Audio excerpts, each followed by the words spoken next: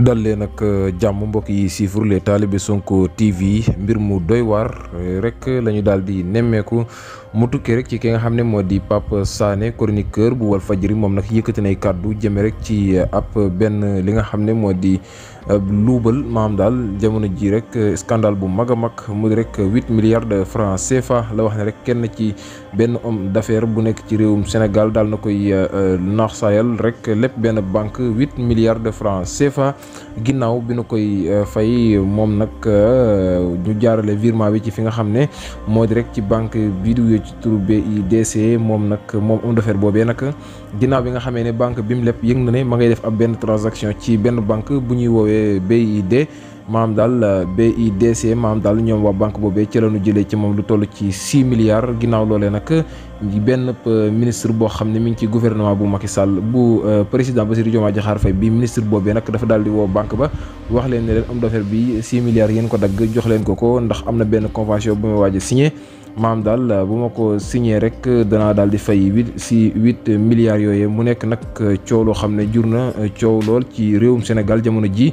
ba tax moom mii di ki nga xam ne moo di Pape Sané di ko leeral di wax ne rek daal kon banque boobee bu daanoo bu nekk ministre bu bees bii fi toog ak homme d'affaires boobee ñoo daane banque ba am nañ ca plein responsabilité boo xam ne rek ñoom ñaar ñoo seq mbir mu ni mel mu nekk nag ak luubal gu doy waar goo xam ne dox na ci homme d'affaires boobee ak ministre bi. ñu wax ci leneen ba tey itam ñeel bitim réew mu di rek militant yu Farba Ngom ñoom nag jamono ji ñoom militant yu Farba Ngom yooyee nag ña ngay manifesté wu ko naqarlu ci anam yi nga xamee ne jamono ji seen leader bii di Farba Ngom ma nga ca nekk nag lu doy waar ginnaaw bi nga xamee ne daal nañuy dindi balaanu kiirlaaya maam rek daal di lever immunité parlementaire am ca assemblée nationale ginnaaw nag audit wala sax maam daal càmbar boo xam ne rek ñii di waa pôle judiciaire financier daal nañ koy def ñeel ab dossier am ba ñu gisee ne rek daal nay luubal lu toll ci 125 milliards ci sunuy koppar 125 milliards de francs CFA moom Farba Ngom nag mu daal di koy luubal rek bokk sax ci li nga xam ne jot nañ koo xam ci moom mu nekk lu doy waar ñu ci fàttali moom Farba Ngom li nga xam ne moo di député la woon ci assemblée nationale moom député képp la woon ci 15e législature bi fi jóge waaye itam nekkoon li nga xam ne moo di liggéeykatu titre foncier maam daal moom ci wàllum suuf rek ci la daan yëngoo ko dox moom nag tax rek ñii di ay militants ca diwaanu France ñuy naqarloo ko ñaawlu anam ya mu nekkee ñu wax ci keneen mu di rek ki nga xam ne moo di Badara Gadiaga ñëpp ràññee nañ ko lool ci réew mi di Sénégal moom Badara Gadiaga rek ginnaaw face à face boo xam ne daf koy def wala sax jàkkaarloo ak ñenn ci taskatu xabaar yi ku ci mel ni DER wala itam Bouba Ndour moom nag saa bu nekk dafa yëkkati kàddu jëmee rek ci Ousmane Sonko moom nag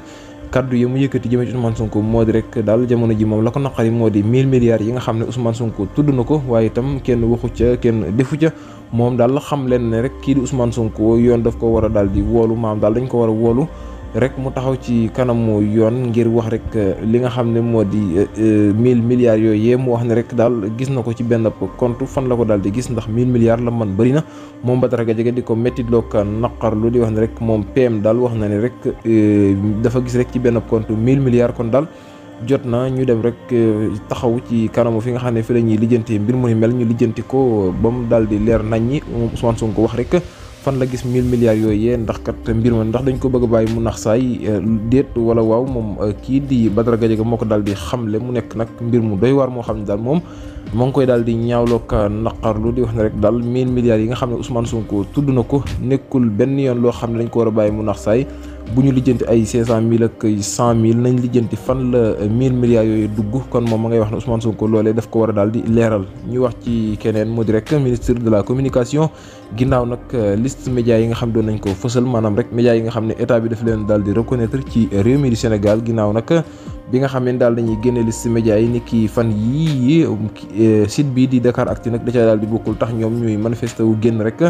di naqarloo ko ñaawlu di joxe seen xalaat ci mbir mu ni mel di wax ne rek daal ñoom dañoo jàpp ne mbir ma dañ kaa daal di parparloo sax la jublu maam lañ ca daal di jublu moom ministre bi ak ñamu àndal ñoom waa Dakaractu loolu la ñu daal di yaakaar di wax ne rek nañu ko doxalee nekkul yoon benn yoon ndax seen site bi ci maanaam daal lu leer ci lay dox ndax kat dossier yëpp yi nga xam ne laajoon nañ ko pour ñu déposé ko ñoom déposé wu nañ ko waaye gëstuwuñ leen benn yoon tax rek boolewuñ leen ci liste yi